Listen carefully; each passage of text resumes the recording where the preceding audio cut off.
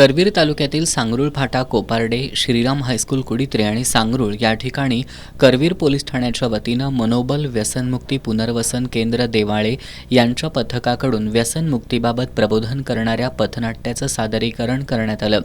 तरुणांनी आणि विद्यार्थ्यांनी व्यसनांपासून दूर राहावं असं आवाहन करत व्यसनांमुळे होणाऱ्या दुष्परिणामांवर या पथनाट्यातून प्रकाश टाकण्यात आला। करवीरचे उपविभागीय पोलीस अधिकारी सुजित कुमार क्षीरसागर, पोलीस निरीक्षक किशोर शिंदे यांच्या मार्गदर्शनाखाली पथनाट्याच्या माध्यमातून व्यसनमुक्तीचा संदेश देण्यात आला।